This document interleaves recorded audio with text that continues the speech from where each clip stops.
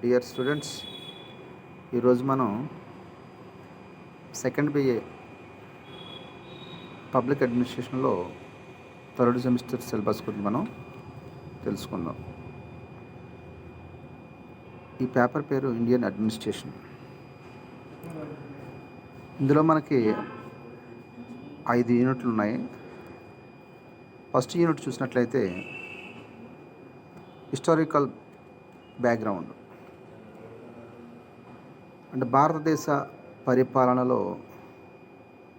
Historical background ఏంటి అనే దాని గురించి మనం ఫస్ట్ యూనిట్లో ఉంది మనకి.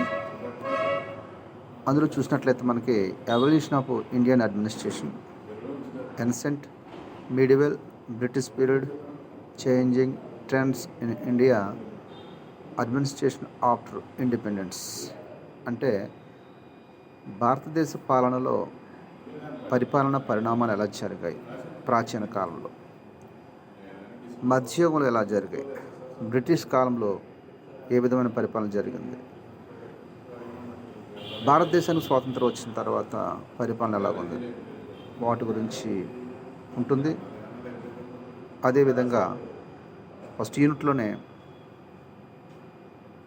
Context of India administration, social, economics and political, అంటే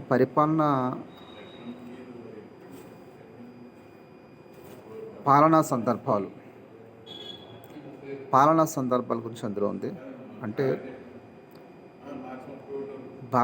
మొదటి యూనిట్లో భారతదేశం యొక్క పాలన ప్రాచీన కాలంలో ఎలాగుంది, మధ్యయుగంలో ఎలాగుంది, బ్రిటిష్ కాలంలో ఎలాగుంది, ఆఫ్టర్ ఇండిపెండెన్స్ ఎలాగుంది, పాలనా సందర్భాలు అంటే ఎకనామికల్గా ఎలా ఉంది, పొలిటికల్గా ఎలా ఉంది, సామాజిక పరంగా ఎలా ఉంది అడ్మినిస్ట్రేషన్ అనేది, దాని గురించి మనకి మొదటి యూనిట్లో మనం తెలుసుకుంటాం. అదేవిధంగా సెకండ్ యూనిట్లో చూసినట్లయితే సెంట్రల్ అడ్మినిస్ట్రేషన్, కేంద్ర ప్రభుత్వం యొక్క పరిపాలన, అంటే ఇక్కడ union government and administration, president rule of prime minister in the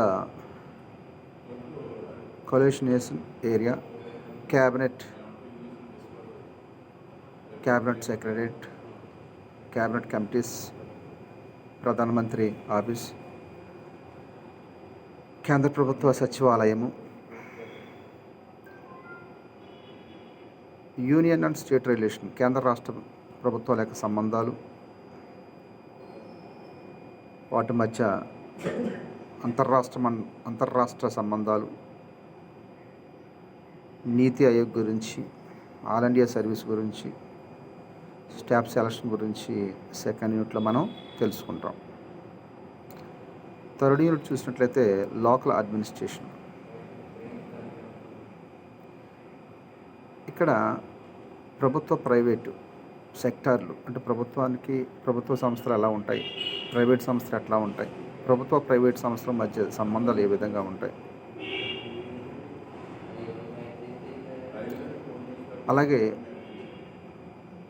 రాష్ట్ర ప్రభుత్వ పరిపాలన ఎలా ఉంది, గవర్నర్ యొక్క అధికారాలు ఏంటి, ముఖ్యమంత్రి యొక్క అధికారాలు, మంత్రిమండలి యొక్క అధికారాలు, రాష్ట్ర సచివాలయము,